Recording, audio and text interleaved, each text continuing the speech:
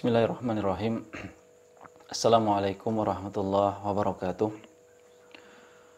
Innal hamdalillah nahmaduhu wa nasta'inuhu wa nastaghfiruh wa na'udzu billahi min syururi anfusina wa min sayyiati a'malina.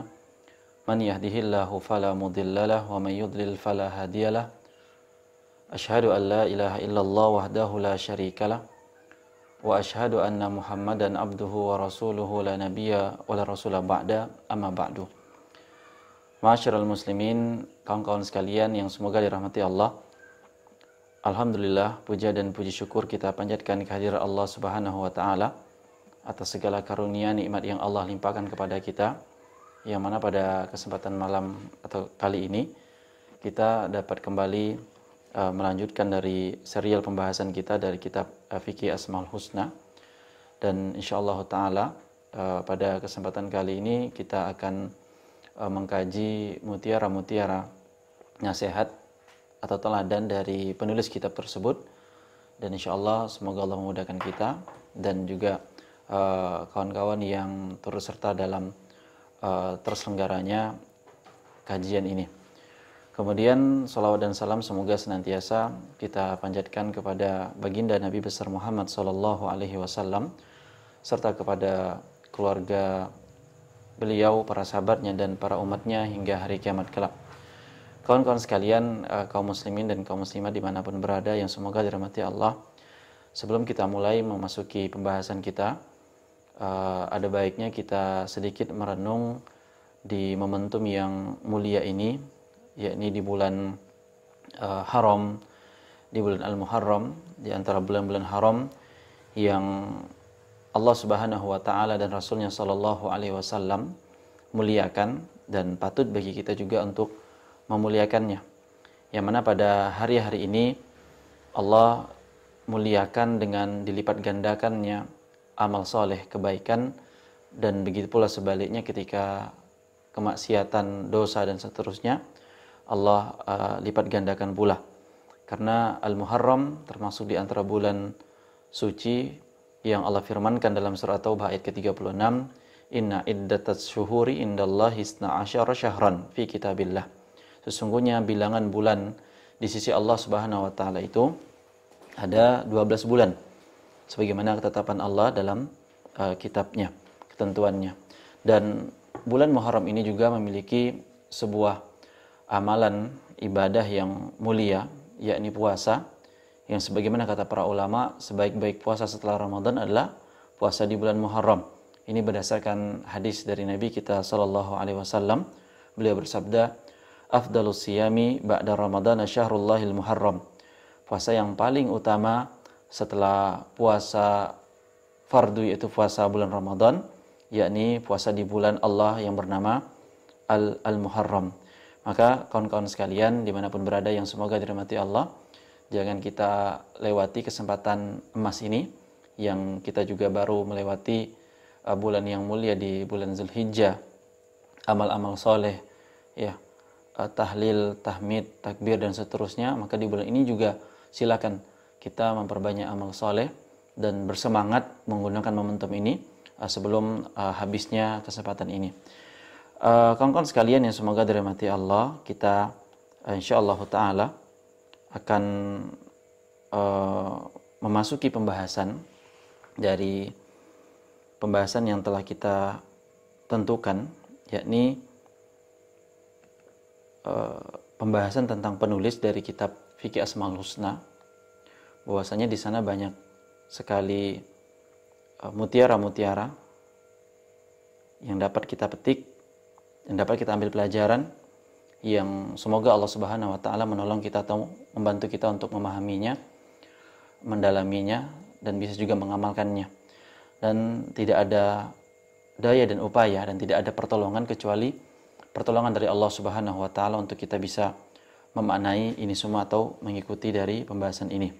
Dan kita memohon kepada Allah, Allahumma, ya Allah, kami memohon kepada Engkau, ya, untuk dimudahkan dalam materi ini atau pembahasan kita ini. Allahumma inna nas'aluka ilman nafi'an. Ya Allah, kami mohon kepada Engkau ilmu yang bermanfaat, yang semoga yang kita bahas ini memberikan keberkahan. Kawan-kawan sekalian semua rahmati Allah, bahwasanya terkadang kita mengalami yang namanya futur atau tidak bersemangat dalam beribadah. Kemudian juga dalam hal menuntut ilmu atau belajar, itu terkadang adanya penyurutan dari semangat belajar tersebut. Dan sebagian kita mungkin sudah tahu dari keterangan-keterangan para ulama keutamaan menuntut ilmu, ya, keberkahannya dan seterusnya. Tapi jiwa kita pasti terjangkiti dengan namanya kebosanan.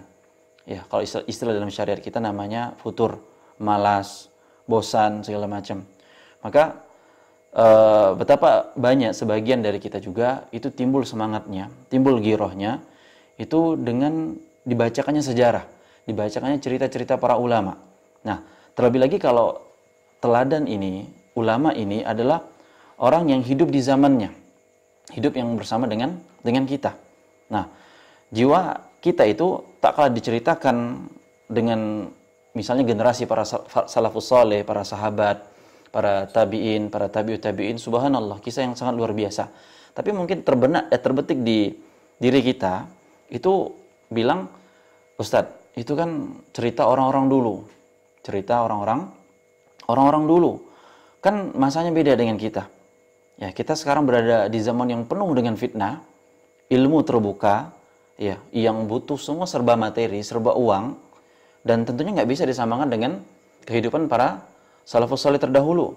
Nah, inilah jiwa kita yang suka mencari-cari alasan, cari uzur buat diri sendiri, ya, yang agar nanti itu bisa melegitimasi kekurangan yang ada pada diri kita masing-masing. Ya, maka kawan-kawan sekalian yang semoga dirahmati Allah Subhanahu Wa Taala, ya, maka kita akan ambil faedah, ambil pelajaran yang sangat berharga dari sosok yang masih hidup pada hari ini, ya, yang kita bisa menimba ilmu dari beliau, yang tentunya juga banyak yang bisa membekas pada diri kita masing-masing dari teladan beliau tersebut.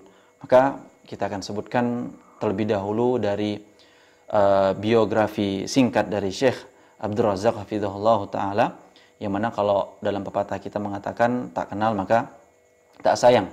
Nggak mungkin kita bisa mendalami dari kitab yang beliau tulis, Fiqh Asmaul Husna tersebut, kalau kita nggak kenal dengan penulisnya. Apa maksud beliau, bagaimana beliau gitu loh. Bagaimana kita bisa menghargai dari hasil jeripaya beliau tersebut kalau kita nggak kenal sama beliau. Maka kita akan kenalan terlebih dahulu, ya, sebelum kita masuk ke kitab beliau. Beliau bernama Abdul Razak bin Abdul Muhsin bin Hamad Al-Abbad Al-Badr, ya, nama beliau. Dan beliau lahir dari salah seorang ulama besar kota Madinah, ahli hadis kota Madinah, yang bernama Syekh Al-Allama Abdul Muhsin Al-Abbad, ayah beliau yang juga masih hidup pada hari ini, hafizahumullah ta'ala. Syekh Abdul Razak ini dilahirkan di kota Zulfi, Saudi Arabia, 300 meter dari kota Riyadh, utaranya kota Riyadh, pada hari Rabu 22 Dzulqa'dah 1328 Hijriah, atau bertepatan di 17 April 1963 Masehi. Dan beliau ini tumbuh di daerah pedesaan. Dan beliau walaupun nggak mengalahkan bahasanya keadaan kondisi mungkin di desa, tapi beliau bisa menjadi ulama. Ya, beliau belajar baca tulis di sekolah yang ayah beliau sendiri yang asuh atau kontrol. Dan beliau mengambil pendidikan hingga tingkat doktoral dalam bidang akidah, dan sekarang beliau juga menjadi seorang profesor dan guru besar dari staf pengajar pasca sarjana di Islamic University of Madinah, jurusan akidah, dan pengajar di Masjid Nabawi, Masjid Nabi, sampai pada hari ini. Ya.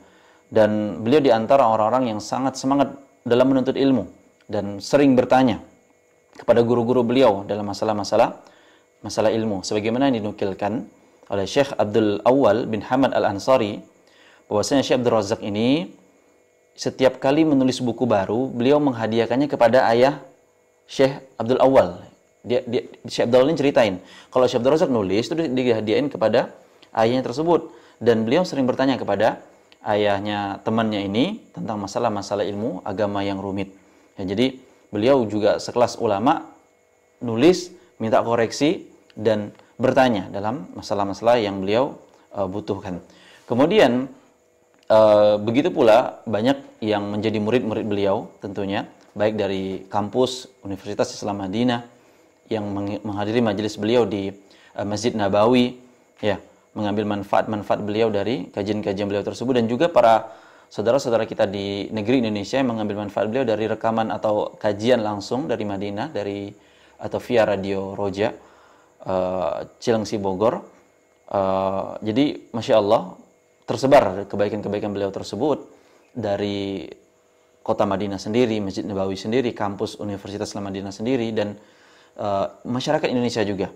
Ya, sampai sebagaimana kata Syekhul Islam Ibnu Taimiyah rahimahullah, setiap orang yang memberikan manfaat kepada orang lain, itu syekhnya, itu gurunya, itu ustadznya. Ya, jadi kita nggak nunggu dipanggil orang syekh atau ustadz, kita memberi manfaat kepada orang lain, ngajarin kebaikan segala macam, Anda syekhnya, Anda ustadznya, gitu loh. Ya.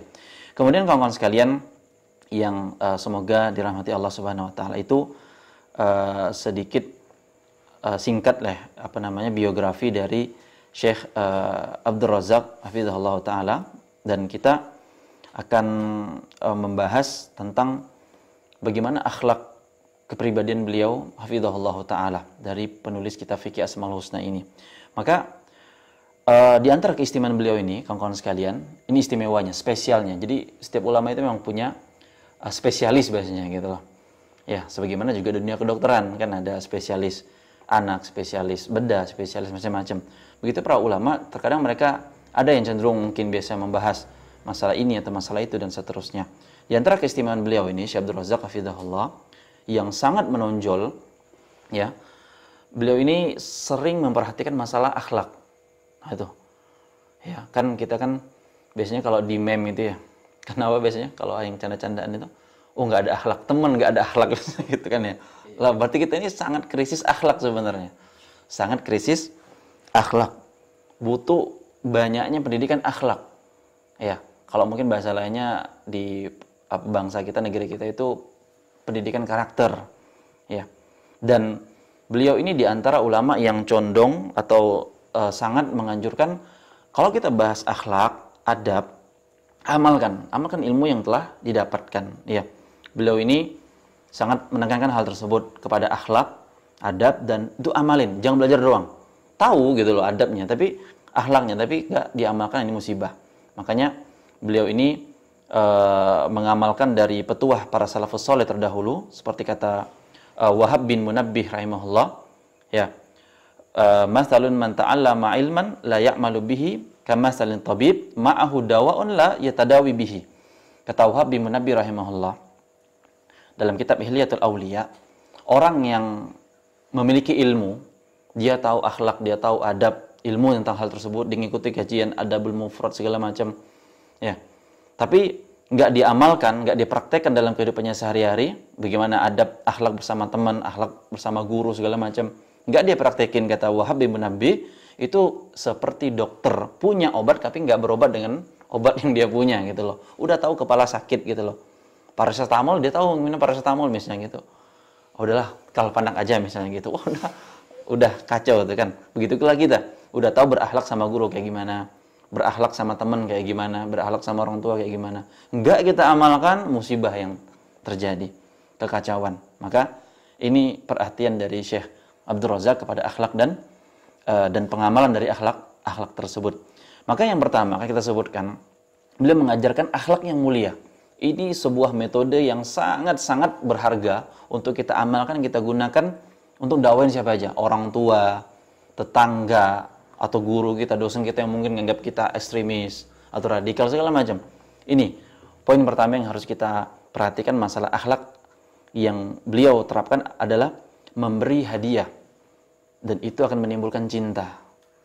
Memberi hadiah itu akan menimbulkan cinta. Syekh Abdul Razak hafizahullah itu pernah berbicara, nyampein ke guru kita juga, Ustaz Firanda hafizahullah. Beliau bilang gini, "Hei Firanda, kau kasih hadiah orang, meskipun hadiah tersebut nilainya nggak seberapa, maksudnya nggak mahal gitu loh. Antum nggak perlu repot-repot beli Rolex misalnya gitu, nggak perlu repot-repot beli apa ROG misalnya gitu ya, atau iPhone yang terbaru apa 11 ya, ya mahal banget gitu kan. Ya, kata Syekh Abdul Razak, Firanda, kau kasih hadiah kasih hadiah walaupun nilainya nggak seberapa, itu bisa jadi nyenengin hati orang yang diberi. Suatu saat kata Syekh, aku tuh pernah bertemu seorang penuntut ilmu dari Kuwait dan aku hampir lupa kalau dia ini pernah aku ajar gitu loh. Tapi ketika kami bertemu, kata beliau, hafizahullah, ini pemuda atau orang dari penuntut ilmu dari Kuwait ini datang langsung peluk Syekh nih, peluk. Kemudian beliau mengingatkan, wahai Syekh, aku ingat ya, ketika engkau ngajar aku di bangku kuliah, kau pernah memberikan aku hadiah berupa apa? Tahu apa? Sebuah setangkai bunga, subhanallah. Ya. Ini kita nggak ngomong aneh-aneh kawan-kawan sekalian. Jangan pikir, wah ini gay apa gitu, enggak. Ini bentuk rasa kasih sayang, cinta sesama muslim, nggak masalah. Selama Anda bukan mencintai sebagaimana lewat kelawan jenis gitu loh. Ya, dia berkata kepada Syekh, pemuda dari Kuwait ini, ya Syekh, saya nggak pernah lupa. Engkau pernah memberikan saya bunga, dan aku simpan bunga tersebut dalam kitabku, dalam bukuku. Ya, subhanallah, bunga doang. Ya, murah meriah gitu loh. Dan semua bisa lah bahasa gitu loh. Metik di taman apa? Yang banyak bunganya di taman mana gitu. Walaupun nggak pantas juga sih gitu loh. Ya, tapi intinya sampai orang ini teringat dan berkesan gitu loh. Padahal Syekhnya nganggapnya apa aja bunga gitu loh, nggak ada apa, kayak sekarang nggak ada artinya. Kemudian kawan-kawan sekalian sumber rahmati Allah. Jadi kalau kita memberikan hadiah itu akan menimbulkan rasa cinta. Ini sebagaimana beliau ini Syekh Abdul Razak ini mengamalkan hadis Nabi SAW. Nabi SAW pernah bersabda dalam riwayat Abu Hurairah radhiyallahu an, beliau mengatakan tahadu atau tahadu tahabu, saling memberikan hadiahlah kalian maka kalian akan saling mencintai. Subhanallah, sebuah pengajaran akhlak yang hadisnya pendek banget. Saya rasa kawan-kawan pasti hafal. Ya, saya ulangi lagi, tahadu tahabu, saling kasih, saling beri, ya, saling cinta. Karena konsepnya gini kan, orang kalau udah, siapa sih nggak senang dikasih gratisan? Nah, gitu kan. Ya, siapa nggak senang dikasih gratisan? Wifi gratisan, gitu kan. Apalagi biasa ada gratisan tuh. Ya, bagian nasi kotak biasanya ya, apa namanya, nasi bungkus. Saya sih nggak ngomong politik nih, cuman karena bisa Jumatan kan bagian nasi bungkus ya. Tuh rebutannya luar biasa. Tapi lucunya orang Jumatan nggak rebutan ketika muashaf di awal gitu kan ya. Tapi ketika bubar sholat Jumat, rebutan ngambil nasinya cepat banget. Paling nomor 1 tuh gitu. Tapi rebutan ketika Jumatan mau mulai malah nggak ada rebutan gitu kan. Subhanallah, kita ini benar-benar kalau ada sama dunia ya cepat aja gitu. Tapi ini kaedahnya. Ya, saya paham bahwasanya Anda saling beri itu bukan saling cinta. Ya. Ketika antum misalnya mungkin sering dicuekin sama guru antum misalnya gitu kan, sama ustadz antum, ya Allah ustadz, Anda tuh chat nanya sama ustadz fulan misalnya gitu kan, di read doang gitu, gak pernah dibalas sampai Anda chat beliau itu isinya pertanyaan semua, nggak ada jawabannya gitu. saking banyaknya bertanya gitu loh. Wah, antum keliru. Coba antum kasih ustadznya itu. Ya, malam-malam datang, Assalamualaikum. Oh, siapa ya? Ana ustadz, jamaah antum gitu loh. Ada apa? Oh, ini nganterin martabak telur aja gitu. Martabak telur gitu kan ya. Gitu doang. Rupanya si fulan, pas ustadznya buka di WhatsApp, ya Allah, rupanya punya pertanyaan dari si fulan gitu. Ya, tahadu tahabu. Begitu pula sebaliknya guru, ya mungkin merasa agar mungkin muridnya lebih beradab, lebih sopan, udah ujuk-ujuk kasih. Ini kan misalnya ada muridnya nih, kalau kajian tidur mulu di depan gitu, ya udah kasih, beliin kitab misalnya gitu kan, nggak masalah. Itu makin menambah cinta. Ya, maka Nabi SAW juga bersabda dalam hadis yang lainnya, ya, beliau mengatakan tasafahu yadhhabul ghillu, saling bersalamanlah kalian, berjabat tanganlah kalian, maka akan menghilangkan kedengkian. Ya, wa tahadu tahabbu, kata Nabi, dan saling memberi hadiahlah kalian, maka kalian akan saling mencintai. Wa tadhhabu syahna, dan akan hilang kebencian. Maka kalau saya ceritain, sebenarnya banyak cerita lain dari para guru-guru kita bagaimana efek dakwah kalau memberi. kasih hadiah, walaupun hadiahnya sepele atau simple. Kemudian kawan-kawan sekalian yang semoga dirahmati Allah, itu mutiara yang pertama yang kita sampaikan tentang bagaimana Syekh ini orang yang suka memberi, ya, suka ngasih, dan ngasihnya nggak nanggung-nanggung, nggak ada beban ini itu dan seterusnya, ya, karena para ulama kita tahu mereka nggak ada ketergantungan hati mereka kepada dunia, ya, nggak ada ketergantungan mereka kepada dunia. Dan tentunya masih banyak cerita Syekh Abdul Razak hafizahullah tentang masalah bagaimana beliau dermawannya gitu loh. Tapi nggak bisa kita bahas semuanya, kita bahas sebagian saja. Kemudian yang lainnya, di antara mutiara yang bisa kita ambil pelajaran dari beliau hafizahullah, ya ini beliau ini, dan ini penting juga, ya, karena kan kalau kita ngomong tadi, ya Ustadz, kalau kita ngomong beri ini kan mungkin orang ada duit, kalau kita kere misalnya gitu nih, ya mungkin lagi anak rantauan gitu, Ustaz, dari daerah ngerantau ke kota gitu kan, ya kalau dikirim sama orang tuanya gede sih nggak masalah lah. Kalau yang nggak dikirim gitu, disuruh pandai-pandai cari hidup misalnya gitu kan, subhanallah, ya, ngandelin buka puasa Senin Kamis di masjid misalnya gitu. Aneh nih Ustaz, kalau mau makan enaknya itu ngandelin buka puasa di Senin Kamis di masjid gitu, masjid kampus misalnya gitu. Ya ada saya sebagai kawan kayak gitu, tapi akhir insyaallah. Jadi mungkin antum nggak bisa beri, oke lah, kita lewatin mutiara pertama ini, nggak bisa nggak ada kemampuan untuk memberi. Paling mungkin bisa memberinya yaitu memberi support, bantuan atau dengan kekuatan gitu loh, bantu ngangketin segala macam. Nah, yang kedua, dan ini nggak ada alasan antum nggak bisa, karena ini permasalahan hati atau jiwa. Apa di antara teladan yang bisa kita pelajari dari Syekh Abdul Razak hafizahullah, yaitu beliau adalah seorang pribadi yang enggan dipuji. Wah, subhanallah, enggan dipuji. Ya. Beliau adalah pribadi yang enggan dipuji. Kita akan sampaikan kisahnya, yaitu Syekh Abdul Razak hafizahullah itu pernah jadi moderator. Ini ulama loh. Ya, pernah jadi moderator, MC biasa kita gitu. Saya juga pernah MC dulu, ya, waktu masih kuliah di Radio Aliman. Mungkin kawan-kawan juga pernah nyaksiin. Saya pernah MC gitu, dampingin guru-guru saya. Nah, Syekh Abdul Razak juga pernah jadi moderator. Siapa pematerinya, narasumbernya? Syekh Muhammad bin Shalih Al-Utsaimin rahimahullah, ulama juga. Ya, ketika Syekh Utsaimin nyampein nasihat kepada mahasiswa-mahasiswa Universitas Islam Madinah. Nah, Syekh Abdul Razak itu memulai moderasinya dengan kalimat, ini perhatiin moderasinya. Kalimat pembukaan dari moderator. Alhamdulillah, gitu. Pada kesempatan kali ini, di bahasa Indonesianya aja, ya, kita berbahagia, kita senang. Kita akan mendengarkan muhadharah nasihat dari seorang ulama, ya, seorang yang akan disampaikan oleh Al-Allamah. Beliau ngomong kayak gitu.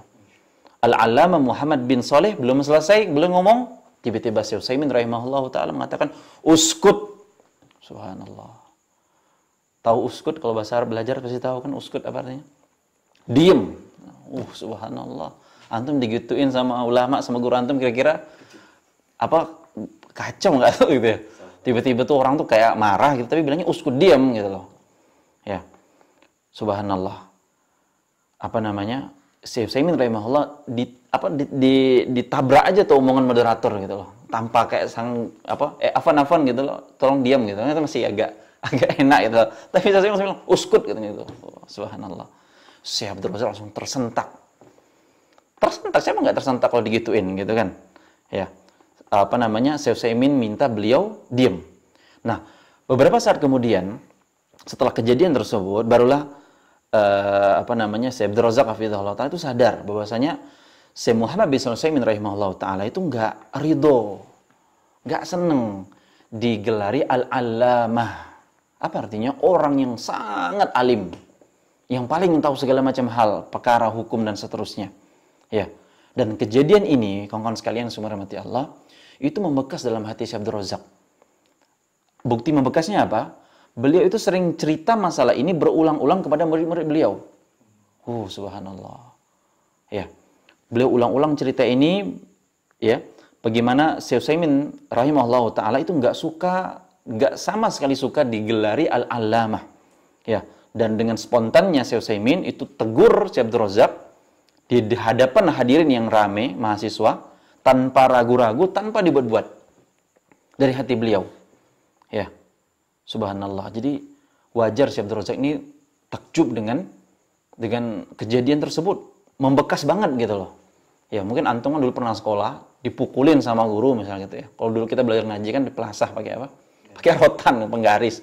Ya, mungkin dulu ada yang pernah dipukulin sampai kayak kamus gitu kan sama guru yang debuk gitu ya. Kamu nggak paham-paham gitu. Saya yakin itu pasti membekas tuh biasa muridnya tuh. Membekas gitu loh. Ya rupanya muridnya malah jago gitu kan ya, pinter gitu loh. Nah, saya Abdul Razak juga kaget gitu loh, membekas di hati beliau. Ya. Maka kawan-kawan sekalian semua hormati Allah. Pada hari ini, kan tadi kan poin kedua mutiara yang kita bahas ini adalah beliau ini adalah pribadi yang enggan dipuji. Ya. Pada hari ini kita lihat sebagian besar orang-orang itu bangga dengan gelar-gelarnya. Senang dengan apa?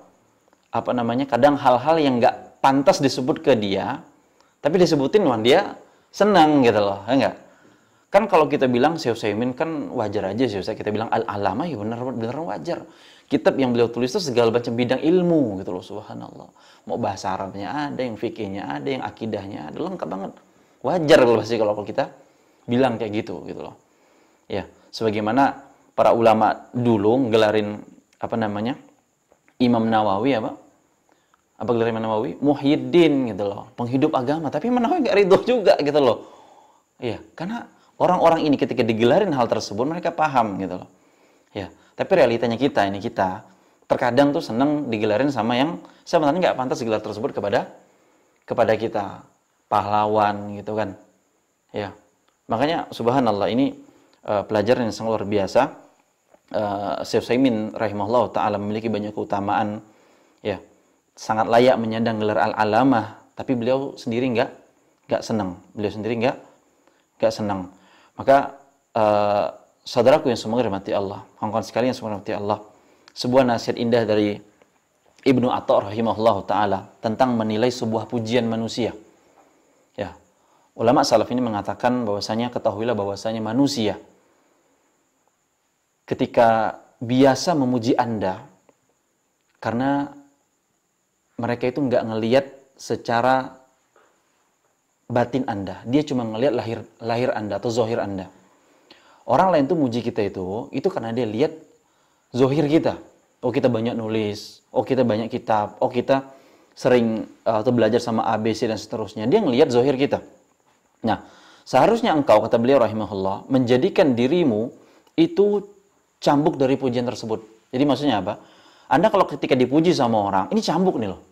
Nah, kira-kira cambuk tuh dinikmatin atau merasa pedih gitu loh. Ya, pasti pedih kan?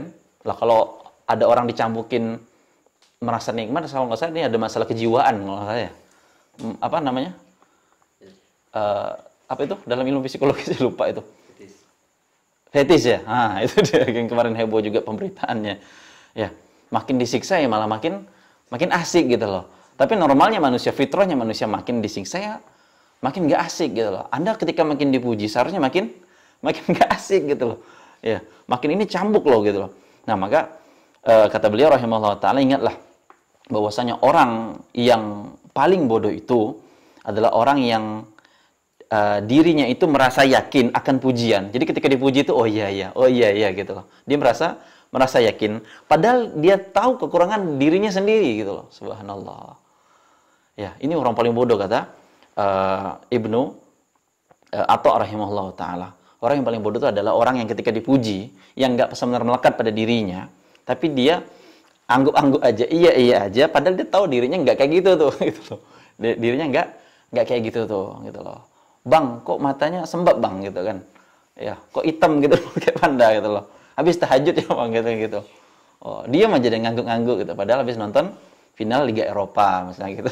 Subhanallah. Ini yang harus kita camkan. Begitu pula Al-Imam Al-Auza'i rahimahullah. Beliau mengatakan, "Inna minan nasi man yuhibbus sana."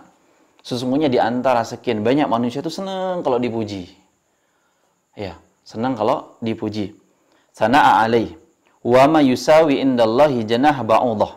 Padahal dia di sisi Allah, kata Al-Auza'i rahimahullah taala, Al-Imam Al-Auza'i rahimahullah, tuh orang dipuji itu enggak di sisi Allah nggak sebanding lebih berat daripada sayap seekor nyamuk. Allahu Akbar.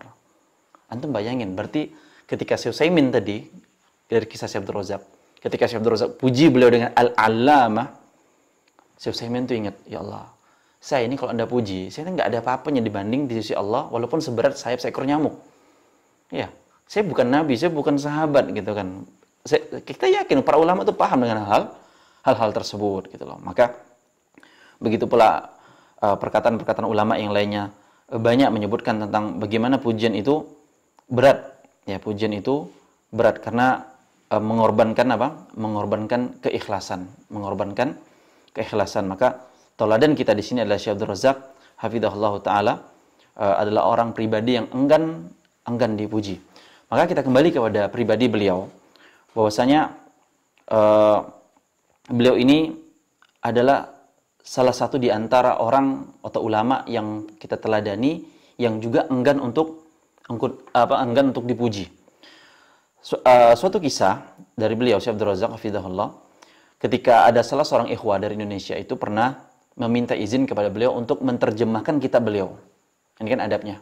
Ya, izin ke Syekh, kami mau terjemahin nih kitab fikih Fiqhul Adiyah wal Adhkar, fikih doa dan zikir ke dalam bahasa Indonesia. Nah, kira-kira diizin sama saya, diizinin. Ini kan untuk manfaat, untuk kebaikan. Tapi beliau kasih syarat. Apa syaratnya? Beliau bilang, tolong tulis nama saya tanpa embel-embel. Oh, subhanallah. Gelar beliau apa tadi? Profesor, doktor, gitu loh. Ya. Yang sekarang banyak ujuk-ujuk muncul profesor-profesoran gitu kan ya. Ya enggak? Tiba-tiba dicari di Kemendikti, di database para ilmuwan gitu kan, para orang-orang yang mungkin udah menjandang gelar entah strata 1, S2, S3 dan profesor. Enggak ketemu, tiba-tiba muncul profesor. Tiba-tiba muncul profesor gitu loh. Kondang-kondang dikit profesor. Subhanallah. Ini yang udah beneran profesor gitu loh. Ngasih syarat bukunya diterjemahin, tolong tulis nama saya doang gitu loh. Abdul Razak bin Abdul Muhsin Al-Badr. Subhanallah. Dan begitu pula dalam kitab-kitab yang lainnya. Ada kawan-kawan dari Aljazair mau terjemahin kitab beliau, tolong jangan kasih embel-embel gelar, kata beliau. Dan antum tahu kawan-kawan sekalian, beliau itu udah menyandang gelar doktor, profesor dari lama, 20 tahun lamanya. Bukan baru, lama. Subhanallah. Dan beliau nggak nyandang gelar tadi itu ketika umur beliau masih relatif muda. Ya, masih relatif muda. Maka ini karena beliau produktif dalam karya-karya ilmiah, ya, sering nulis dan seterusnya. Dan banyak dari keilmihan beliau.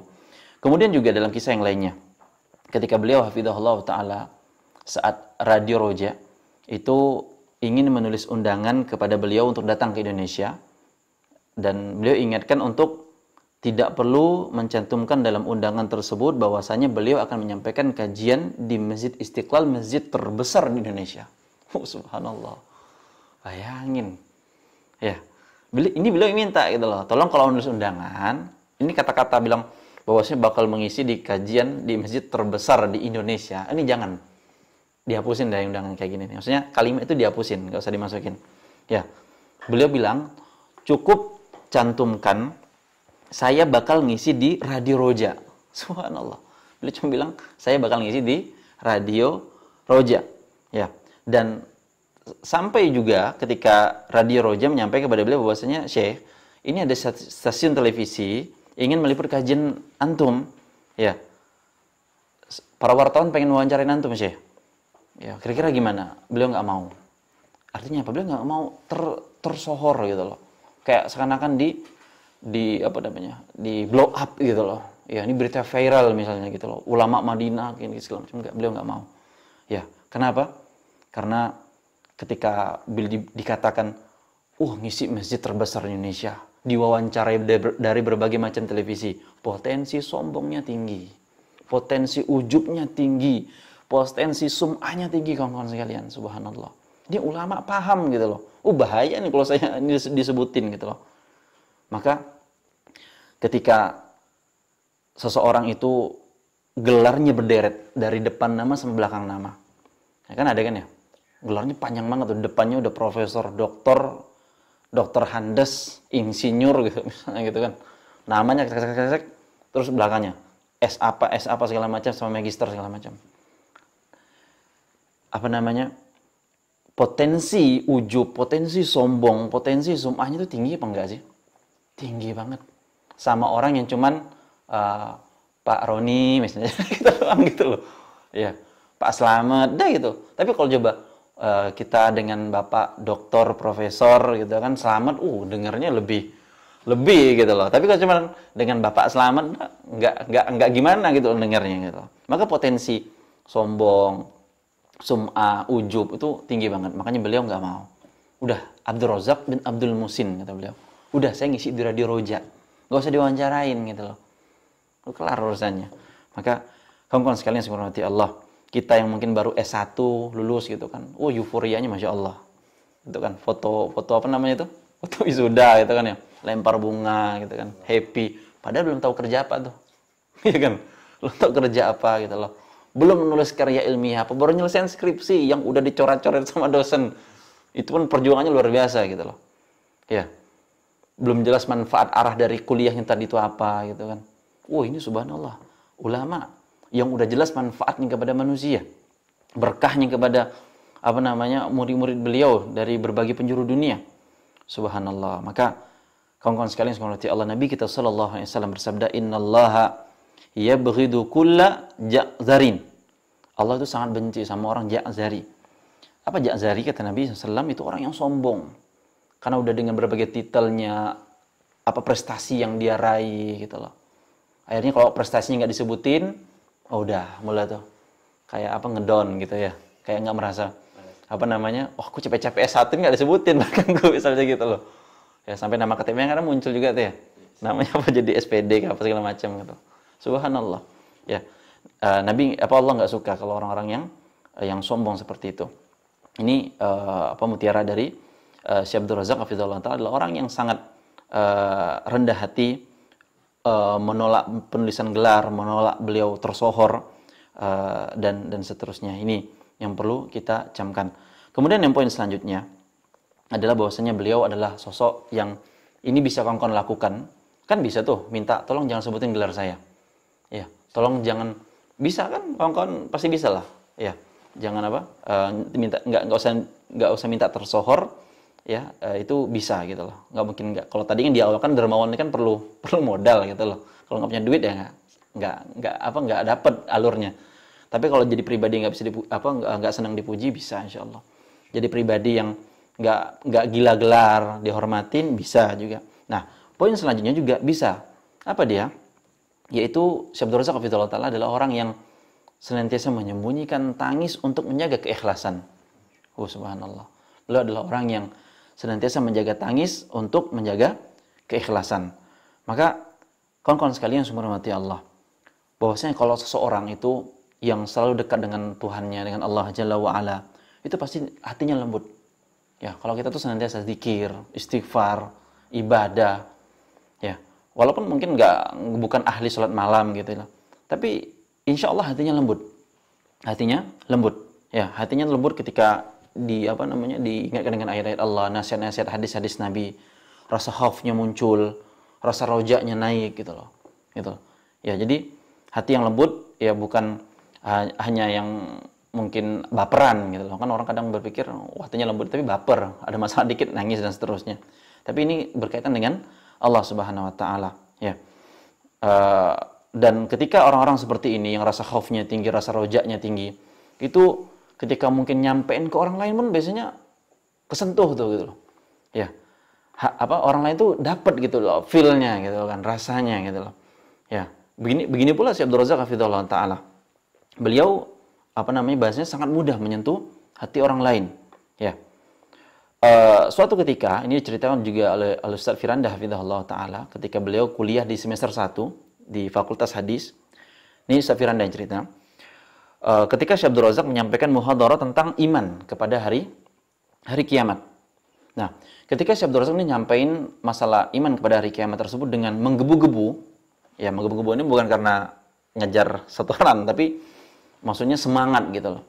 Beliau menyampaikan tentang dahsyatnya hari kiamat, sehingga timbullah rasa khauf, rasa takut yang amat sangat dalam hati kami, kata Ustaz Firanda, yang sebagai mahasiswa pada waktu itu, yang dengeran ini takut gitu.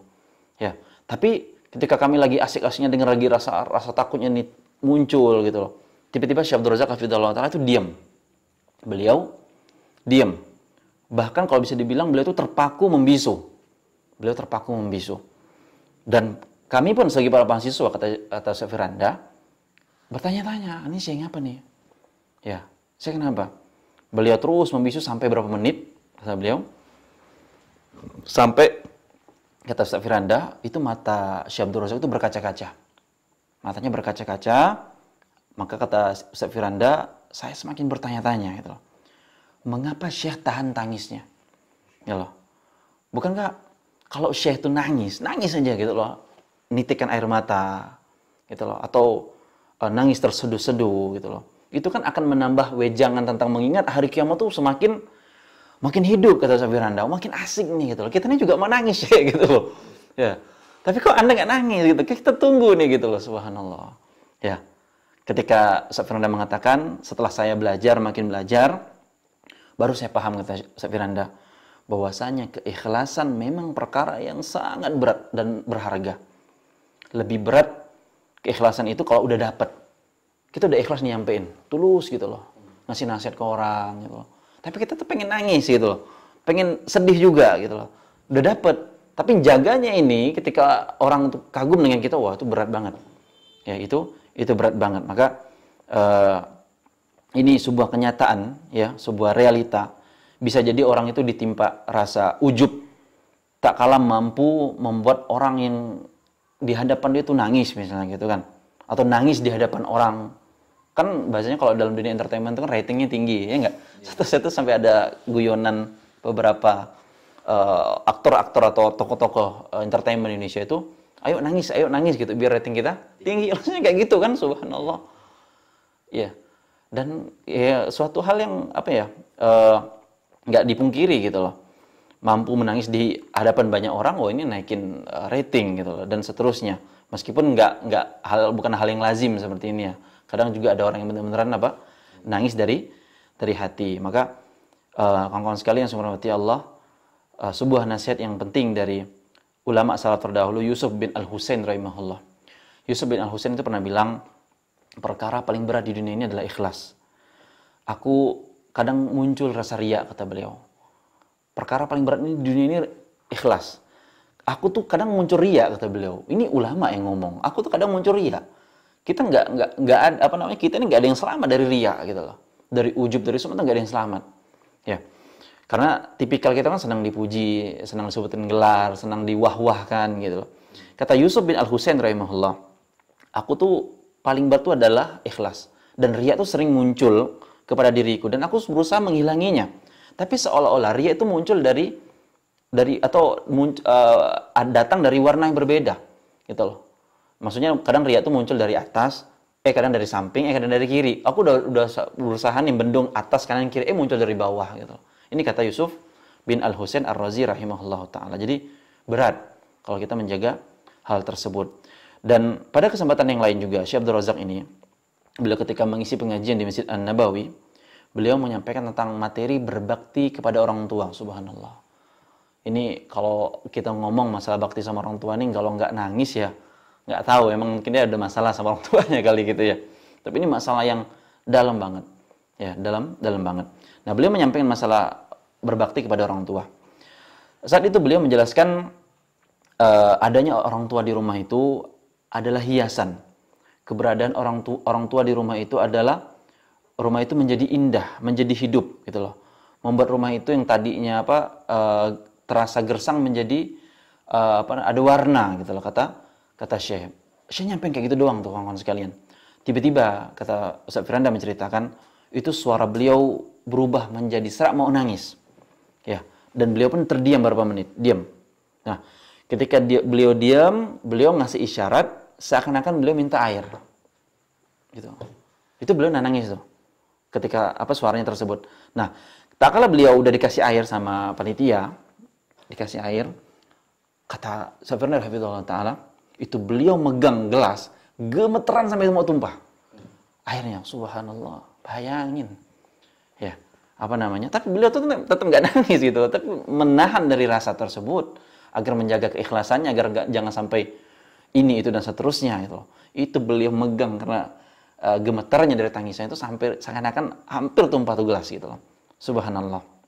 Ya, beliau berusaha menutupi tangisannya dengan minum air agar nggak ketahuan oleh para hadirin pada waktu tersebut. Ya, padahal pada waktu itu rame di majelis beliau. Dan kalau bisa dibilang, kata Ustaz Firanda, bahwasanya majelis teramai di Masjid Nabawi itu dan majelisnya Syekh Abdul Razak hafizahullahu hafizahullah. Kemudian kawan-kawan sekalian semoga Allah, teladan yang lainnya ketika beliau, bagaimana beliau menunjukkan rasa tangis yang beliau sembunyikan ketika beliau mengisi acara di Radio Roja. Saat itu beliau menyampaikan ke kru atau tim Radio Roja tentang kerinduan beliau untuk berkunjung ke studio Radio Roja secara langsung. Dan beliau mengucapkan terima kasih kepada kru Radio Roja, dan saking terharunya, ini beliau cuma ngucapin makasih nih. Teman-teman tim kru Radio Roja, makasih ya udah kerjasama bantuin live kita gitu kan, acara kita, dakwah kita gitu kan. Ini Syekh ngucapin terima kasih ke kru tersebut. Tapi saking terima kasihnya Syekh ini, akhirnya beliau terharu. Ya, beliau apa namanya? Ya mau nangis gitu loh. Dan Ustaz Firanda pada waktu itu mau terjemahin, dia bingung. Aduh, Syekh kok tiba-tiba nangis gitu loh. Antum kebayang nggak orang ngucap makasih tapi sampai segitunya? Kan biasanya ada orang mungkin minta tolong lah gitu maksudnya. Dia butuh banget gitu loh. Makasih ya Pak udah bantuin. Itu sampai nangis biasanya. Lah ini kan dakwah gitu kan ya. Syekhnya dipublikasikan dan seterusnya. Tapi Syekh itu ngucapin makasih sampai beliau terharu. Sampai Syekh Firanda mau terjemahin bingung. Ngelihat Syekh, aduh, matanya udah berkaca-kaca nih Syekh. Matanya apa?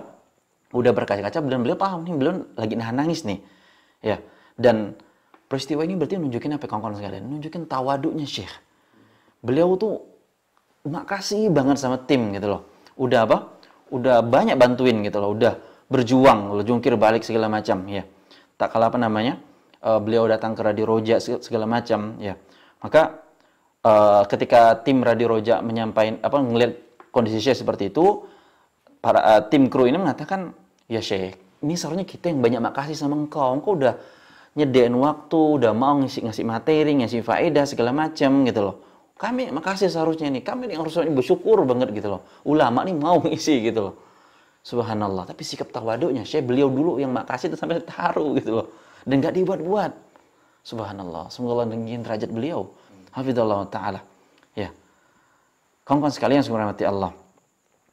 Beliau tuh sadar bahwasanya bisa jadi gitu loh. Kru Roja itu yang lebih ikhlas dibanding beliau. Subhanallah. Kan biasanya kan orang di balik layarnya kan nggak ada ambisi gitu ya. Ya, orang di balik layar kan biasanya nggak ada ambisi, nggak ada beban untuk ikhlas. Iya gitu realitanya. Kawan-kawan di balik layar tuh gitu. Tapi ketika ada di depan layar tuh kekuatan keikhlasan tuh subhanallah. Ujian banget gitu loh. Makanya beliau nangis gitu loh, ya Allah. Antum-antumnya udah bantuin gitu. Siapa tahu antum lebih ikhlas, sana makasih banget itu. Bisa jadi anda rupanya nggak ikhlas, yang celaka segala macam gitu. Berat ujiannya. Tanggung jawabannya di hadapan Allah berat. Ini yang buat beliau terharu, beliau nangis gitu. Subhanallah, hafizahullah taala. Kemudian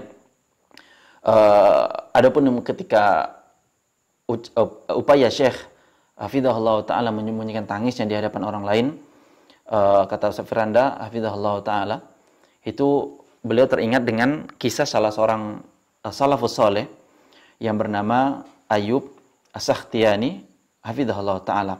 Ketika itu Al-Imam Ayyub As-Sakhtiyani rahimahullah taala menyampaikan dzakara Ayyub yauman syai'an.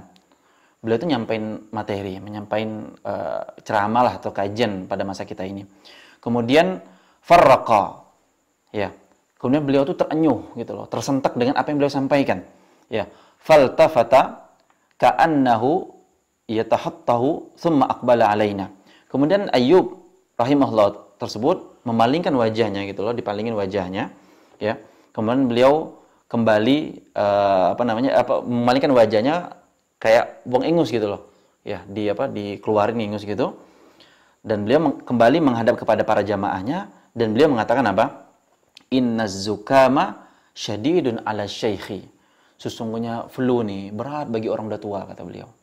Tapi jamaahnya tahu gurunya tuh lagi nangis gitu loh. Saking sedihnya kan, besok kalau udah nangis kan ingus kan pasti turun tuh. Udah beliau palingin aja apa gitu kan. Langsung beliau bilang, flu ini berat bagi orang yang udah tua. Subhanallah.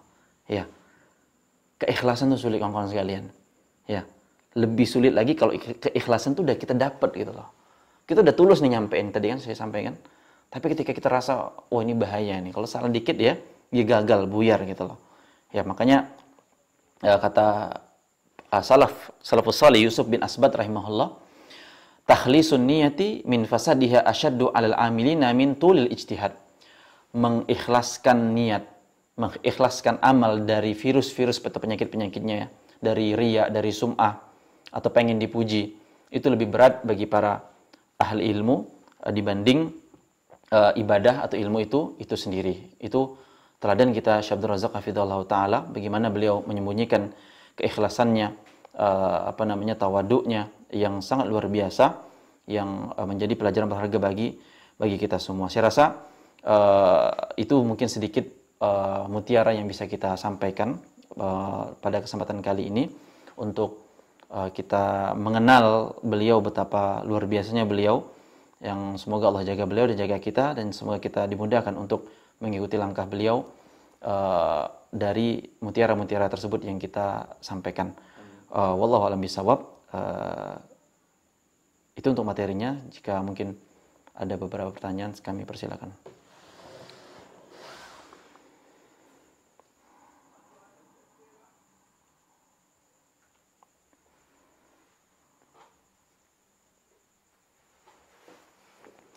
Nah, bismillah, alhamdulillah, wassalatu wassalamu ala rasulillah ma ba'du.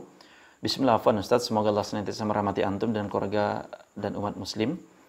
Ustaz, bagaimana menyikapi fenomena ikhwan yang sudah lama ngaji akan tetapi tidak melahirkan adab yang baik, baik itu kepada orang awam ataupun sesama teman kajian? Ya, jazakallahu khairan atas pertanyaannya. Pertanyaan yang sangat bagus sekali dan sangat berkaitan dengan materi yang kita bahas.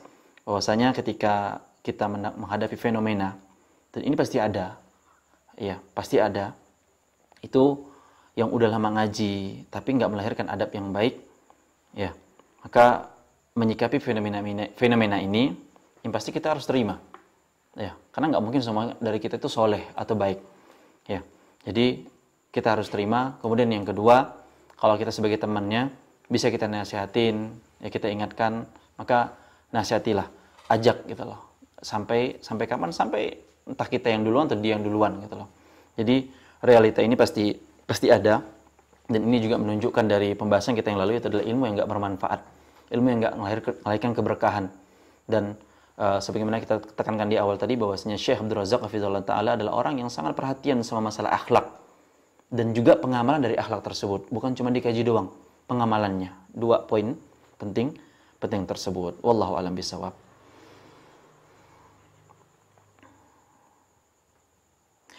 Nah, pertanyaan selanjutnya adalah, afwan Ustaz, jika melenceng dari materi tapi ada kaitannya dengan adab dan akhlak, semoga Allah menjaga antum dan keluarga dan umat muslim. Amin wa iyyakum. Ustaz, apakah keliru ketika di rumah kita menunda nasihat kepada orang tua tak kala melihat mereka melakukan kesalahan karena kita menilai diri kita belum mampu, akan tetapi kita fokus dalam mendakwahi mereka dengan menunjukkan adab dan akhlak yang baik kepada mereka? Nah, yang sebatas yang saya pahami, insya Allah benar, ya insya Allah benar. Antum tunjukkan adab dan akhlak yang baik kepada kedua orang tua tersebut. Bukan waktunya kita untuk menasihati mereka atau menyampaikan dalil atau hujah kepada mereka, karena kita paham posisi anak ya anak, orang tua ya orang tua. Terkadang mereka nggak mau digurui atau dikasih tahu. Jadi tunjukkan adab dan akhlak, dan sering-sering kasih hadiah gitu loh. Misalnya ibunya nih ya ngomel mulu, ya udah ujuk-ujuk pulang dari luar belikin Hermes misalnya gitu kan. Walaupun KW sih besar kan, tapi nggak apa, ibunya seneng kan belikan Hermes misalnya gitu kan. Ya pulang-pulang bapaknya dibeliin Honda PCX misalnya gitu. Subhanallah, pasti udah tuh mau apa, ngomong apa nak bapak dengerin katanya gitu. Hadiahin gitu. Tapi kalau itu ketinggian lah. Coba bawa makanan favorit dia gitu kan. Ibu suka apam pinang, pulang kajian gitu kan, malam minggu gini bawain apam pinang gitu loh. Mungkin senangnya bakso, bawain bakso, atau traktir bakso gitu, segala macam lah. Hal-hal yang simpel yang mudah Insya Allah ini diantara metode dakwah dengan adab dan akhlak, dan insya Allah yakinlah Allah pasti berikan manfaat, jangan ragu. Karena udah terbukti baik saya pribadi dan orang-orang yang lainnya. Wallahu a'lam bishawab. Pertanyaan terakhir yang saya jawab. Assalamualaikum Ustaz, Anda mau tanya bagaimana kalau ada pembelajaran yang mana orang mengajar adalah ikhwan namun khusus untuk akhwat dan pelajarannya pun tanpa hijab, itu gimana ya Ustaz? Nah, wallahu a'lam bishawab, yang saya pahami dalam masalah ini dalam masalah yang berhubungan masalah fikih ya, yang bisa di sana ada khilaf di antara para ulama, dan kita tentunya harus lebih banyak belajar agar bisa paham dan legowo atau lapang dada menyikapi masalah-masalah seperti ini. Jadi saya rasa jangan terlalu memvonis lebih awal ketika kita mungkin baru tahu sebagian dari masalah ilmu, ya mungkin bilang oh ini jujurnya nggak boleh atau nggak benar atau nggak roji atau nggak sahih segala macam. Jangan kalau Anda belum mempelajarinya secara mendetail atau secara mendalam, ya apalagi menjudge orang lain segala macam.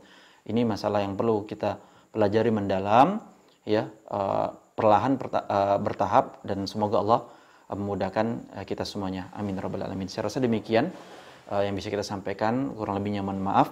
Kita tutup dengan doa kafaratul majelis. Subhanakallahumma bihamdika asyhadu an la ilaha illa anta astaghfiruka wa atubu ilaik.